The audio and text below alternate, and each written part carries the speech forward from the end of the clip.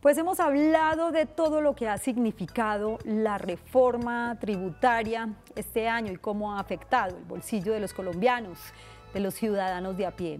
Pero hoy queremos tocar un poquito también esos temas un poquito más amables que tienen que ver precisamente con los beneficios tributarios para las personas naturales. Está con nosotros el doctor Wilmar Alfredo Campo Balbín.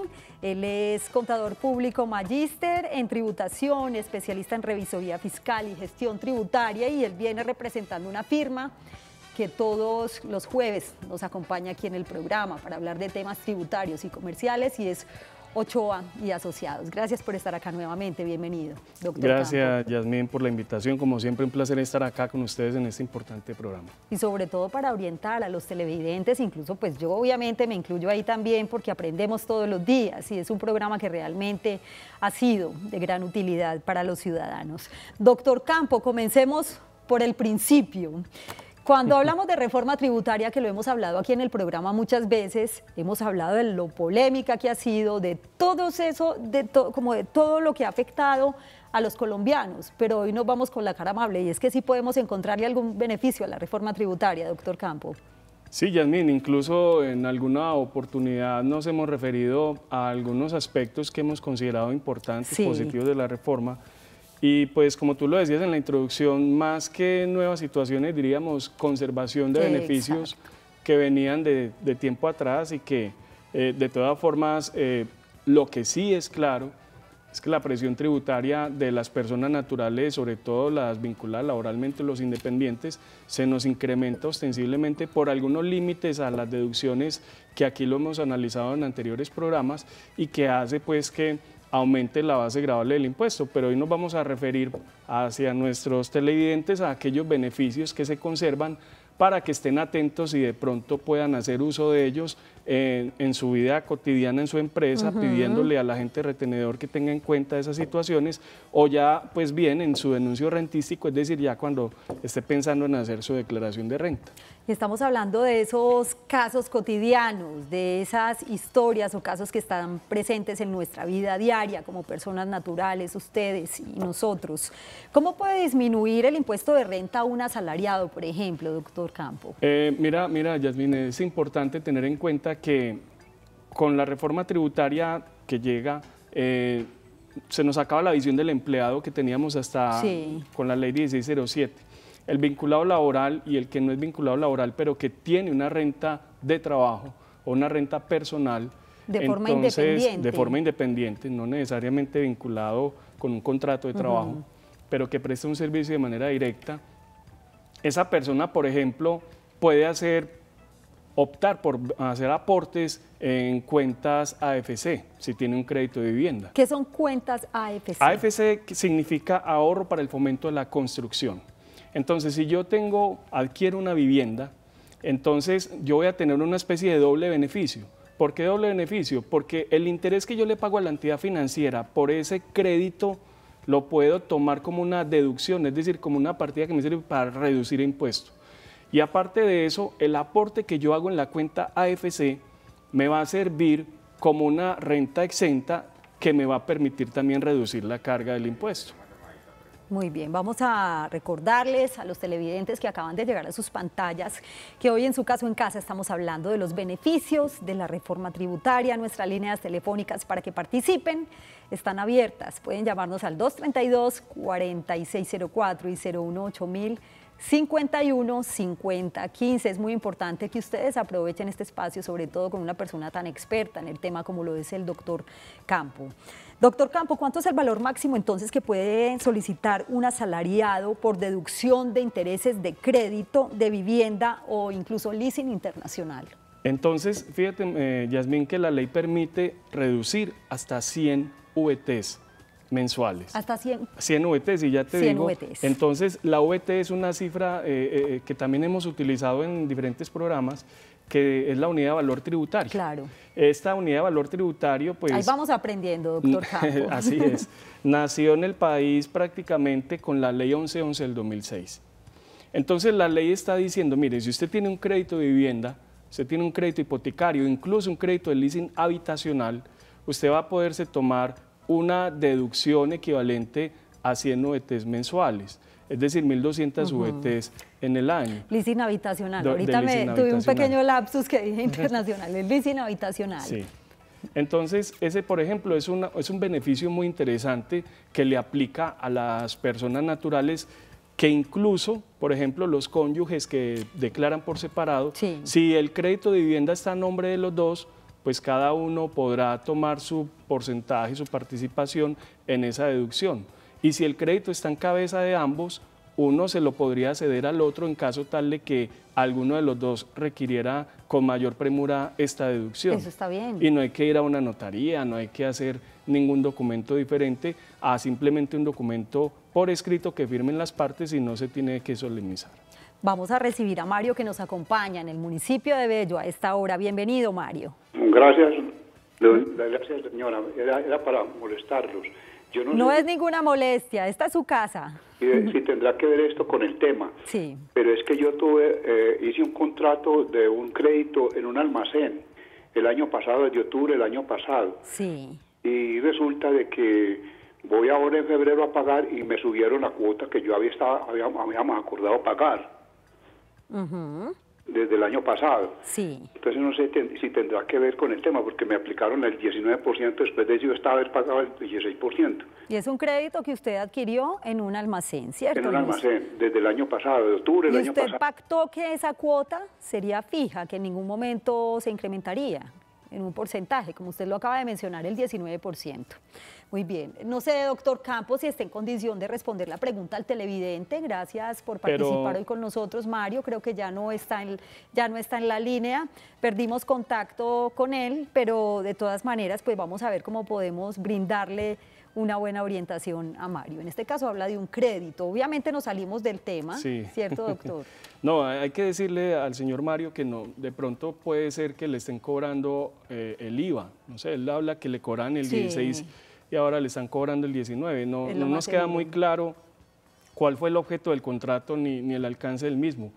Pero lo cierto del caso es que, a propósito de la reforma, la modificación del IVA se dio una vez entró en operación la ley, que por allá la DIAN dijo que no, que tenía que ser a partir del 1 de enero, pero alejándose, y lo hablamos en algún programa, alejándose pues de una discrepancia, de un fundamento constitucional allí del IVA, y pues la polémica terminó finalmente en marzo, porque a partir de marzo en adelante todo bien o servicio que genere IVA a la tarifa general pues se debe cobrar al 19%. Muy bien, señoras y señores, quiero recordarles a ustedes que hoy estamos hablando, en su caso en casa, de los beneficios de la reforma tributaria, esos beneficios que se conservaron. Así que los invito nuevamente a participar en nuestras líneas 232-4604 y 018-515015.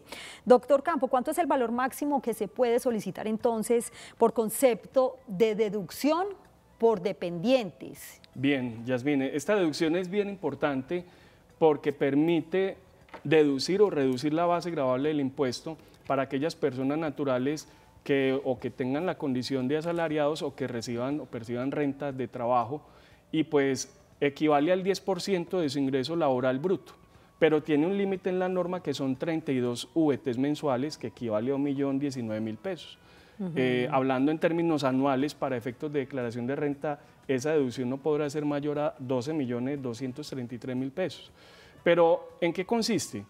Consiste en que si la persona, por ejemplo, tiene hijos menores o tiene hijos estudiando hasta 23 años, o si son mayores de 23 pero tienen alguna enfermedad o discapacidad física o mental, entonces el declarante podrá optar por deducir del impuesto de renta por este concepto es equivalente.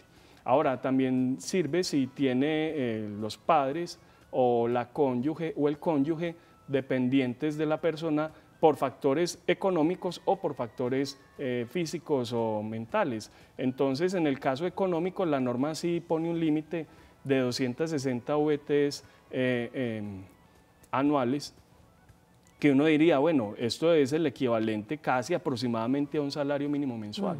Entonces, lo que está queriendo la norma es favorecer de alguna manera el bolsillo de aquí del contribuyente, que es una deducción que algunos dirán, bueno, muy bajita, es muy bajita, pero bueno, es mejor eso que no tener nada. Es verdad, y pues, algo suma. Algo suma, y aquí hay que hacer claridad que antes de la ley 1607 del 2012, hablábamos que los que tenían hijos estudiando, por ejemplo, podían solicitar la deducción por educación. Esa deducción por educación desaparece y le cede el paso a la deducción de dependientes, que en este caso pues no importa cuántos hijos tenga, no importa el número de hijos. Lo que ha dicho la doctrina de la DIAN es que un contribuyente, por ejemplo en el caso de los cónyuges, no podrían ambos solicitar la misma deducción, porque según la doctrina de la DIAN pues tendría que ser uno de ellos, aunque insisto, es doctrina de la DIAN, no es ley. Claro. Saludamos a esta hora también a José Mejía, que se encuentra en el centro de Medellín. José. Buenas noches. Lo escuchamos. Lo felicito por el programa, por Gracias. un programa que nos instruye a todos. Gracias. Esa es la idea, que aprendemos todos. Yo también aprendo todos los días. Gracias. Quería preguntarle al doctor, al tributario, de que pues, tenía entendido de que uno tributaba solamente una vez sobre todo lo que uno devenga, pero en este momento pues me informaba el contador de que ya uno, por ejemplo, uno es empleado y tributa como empleado. Si es socio de una empresa, tributa como socio de empresa. Y la empresa tributa, y fuera de eso, si uno es pensionado, también paga por todo. O sea, que tributa 4 veces, si la ley antes decía que uno solamente tributaba una vez. Incluso ese tema lo tocamos también en algún momento, y es bien interesante que usted lo traiga nuevamente acá, con esta reflexión que hace hoy en el programa. Gracias, don José, por participar hoy en Su Caso en Casa, y esté muy atento a la respuesta del doctor Campo. Sí, gracias, don José, por la llamada. Pues sería solamente hacer una precisión, y hablábamos en su momento de la cedulación de la renta, que la reforma tributaria ahorita en diciembre ceduló la renta a las personas naturales en 5 categorías, ¿cierto? Entonces hablaba de la renta por dividendos, de la renta de pensiones, de la renta laboral, de otras rentas y las rentas de capital. ¿Y eso qué significa? Eso significa similar a lo que planteaba don José, que por ejemplo el pensionado tributa por sus rentas de pensionado cuando supere el tope. Lo que pasa es que la renta exenta del pensionado son 1.000 UVT mensuales, y 1.000 UVT mensuales son 38 millones de pesos. Entonces uno decir que tiene una renta para pagar pensiones tendría que ser con una pensión superior a esa cifra.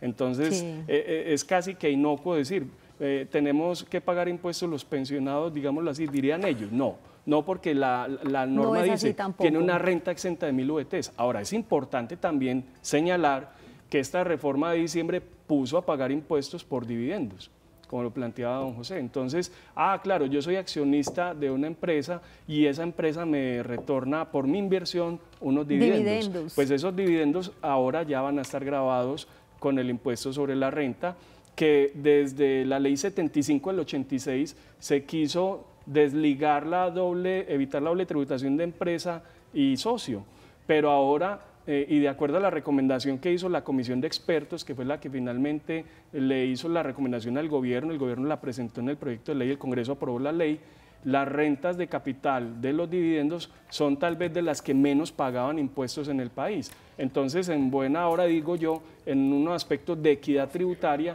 que por lo menos allí se puso a tributar en el tema de dividendos a aquellas personas que obtenían rentas de capital y que no estaban pagando impuestos por eso. Lo que pasa es que como en todo, pues pagan justos por pecadores, porque tiene la pequeña inversión, se resiente, pero hay gente pues que tiene grandes volúmenes de capital en este tipo de inversiones y ya van a ver abocado al pago de impuestos. Incluso ese fue un tema que tratamos acá en el programa en días pasados con el doctor César Mauricio, y seguramente vamos a estar hablando un jueves nuevamente, o tocando nuevamente este tema. El tema de hoy, se los recuerdo para que sigan participando, los beneficios de la reforma tributaria, y a esta hora nos acompaña María Eugenia Botero. Qué gusto saludarla, María Eugenia. Se nos cayó la llamada. Bueno, quiero recordarles las líneas 232-4604 y 018-1051-5015. Personas naturales, ya hemos hablado en muchas oportunidades también, doctor Campo, de las personas naturales, quiénes son, quiénes las constituyen, y el tema va orientado hoy precisamente a ese tema, a las personas naturales, cuando hablamos de los beneficios de la reforma tributaria. Ya tocamos el tema de los cónyuges también, que pueden solicitar de manera conjunta las deducciones por intereses y dependientes. Sí, si el crédito, digamos el crédito de vivienda está a nombre de ambos cónyuges, entonces es posible que los dos soliciten en porcentajes iguales esa deducción o que uno de ellos lo sea al otro. Lo que no se podría es, si el crédito está en nombre de uno de los cónyuges, aquel que no tiene la titularidad del crédito no podría solicitar esa deducción. Bueno, y la deducción por dependientes aplica también a los no vinculados laborales que tengan la condición de empleados. Que tengan, Campo. digamos, ya la ley sale ese esquema de llamarlo empleado y entonces dice, Sí. bueno, tiene una renta de trabajo. Y esa renta de trabajo puede ser, por ejemplo, por honorarios, pero no tiene personal vinculado en las condiciones en que lo exigió la ley en diciembre. Entonces ellos también tendrían ese beneficio. Muy bien, estamos hablando hoy de los beneficios de la reforma tributaria en su caso en casa. Yo los invito para que sigan participando a través del 232-4604 y 018-051-5015. Es hora de hacer una breve pausa, un minuto nomás, y enseguida nos encontramos. Seguimos en su caso en casa, gracias por continuar con nosotros. Las líneas continúan ahí para que ustedes nos llamen y participen, para que hablemos un poquito de los beneficios de la reforma tributaria. 232-4604 y 018-051-5015. Sobre este tema, tengan presentes los siguientes datos. Para recordar, los cambios de la reforma tributaria no se aplican en el impuesto de renta, sino a partir del año 2017, pero es el que se declara en el año 2018. Ya hemos tocado el tema en varias oportunidades también. Los cambios en la reforma tributaria de diciembre serán aplicables en la retención en la fuente que se practica desde marzo 1 de este año, porque así lo dispuso la Ley 1819 de 2016. La reforma tributaria hace que se reduzcan los beneficios aplicables a las personas naturales, pero no en materia de retención en la fuente, como ya se anotó. Los cambios más notorios en los beneficios fueron los aportes obligatorios a fondos de pensiones que se califican como ingresos no constitutivos de renta y hasta el año 2016 eran renta exenta. Ya para el actual año en materia de retención en la fuente desapareció la retención mínima. Por último, igualmente para el año actual en materia de retención en la fuente no se deben clasificar a las personas naturales como empleados y trabajadores por cuenta propia. Nosotros continuamos acá con ustedes acompañándolos y por supuesto recibiendo todas sus inquietudes. Milena, la escuchamos y bienvenida. Buenas noches, doctor, ¿cómo está? Muy bien, Milena. ¿Cuánto tiene la bebé o el bebé? La bebé tiene 2 meses. Qué bonito. Adelante con su pregunta. Una pregunta. En el caso de los intereses de una empleada que se puede descontar en la retención en la fuente, ¿yo qué le debo solicitar a ella para poder descontarlo? ¿De una empleada del servicio doméstico? No, una empleada de una empresa. Es decir, perfecto. Entendimos la pregunta, ella me dice, realicé un préstamo de vivienda, estoy cancelando los intereses, Sí. creo solicitar a ella para yo poderle descontar en la retención en la fuente. Milena, gracias por participar. Esté atenta a la respuesta del doctor Campo. Doctor Campo. Sí, gracias. Gracias, Milena, por llamar. Pues debe haber un documento que certifique el préstamo, el crédito que surge entre el empleado y la entidad que le otorgó el crédito. Incluso es bueno aclarar que no es necesariamente que sea una entidad financiera. Es decir, puede ser, por ejemplo, una cooperativa, puede ser otra persona natural, pero que el crédito sea con esa finalidad, un crédito de vivienda. Y pues si está establecido claramente que bajo esas condiciones se hizo, se puede solicitar y la condición que impone la ley es que esa tasa de interés no sea superior a la que se establece en el sector financiero. Es decir, no podemos decir que un crédito gota a gota, por ejemplo, va a servir ese interés para crédito de vivienda, por así decirlo. No, tiene que ser un crédito con unas tasas pactadas en las condiciones normales que establece la Superintendencia Financiera de Colombia, que se puede aprobar mediante el documento que el titular del crédito es el mismo que solicita la deducción, como el caso que nos plantea la televidente Milena, que dice que es una empleada. Entonces hay que corroborar esa situación y muy importante, y esto muchas empresas lo pasan por alto y es bueno aclararlo, que ese beneficio sea exclusivamente para la vivienda del trabajador, porque nos hacen muchas preguntas en la oficina, por muchos lados, en las clases, los estudiantes, profesor, pero mire, es que el crédito es para una finca de recreo o el crédito es para la segunda vivienda. No, es para la vivienda de habitación del trabajador que está solicitando el beneficio. Es muy importante porque muchas veces se hacen esquemas de planeación tributaria, digamos, distorsionados de la realidad y ahí no podría operar. O sea, que quede claro que solamente es cuando se habla del tema de vivienda. De vivienda, ¿cierto? del trabajo. Solamente de vivienda. Por acá hay un término que me encontré nuevo, como todos los días acá aprendemos, en su caso en casa, y son los bonos canasta. De eso vamos a hablar enseguida porque antes nos acompaña un televidente que se encuentra aquí en el barrio Aranjuez. Bienvenido, ¿y cuál es su nombre? Buenas tardes, mi nombre es Herler Vázquez. Bienvenido, adelante con su pregunta.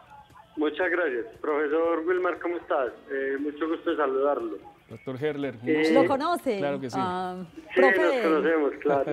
He tenido bien. el honor de trabajar y de asistir a algunos seminarios con el profesor. Ve, ¿y qué tal como profe?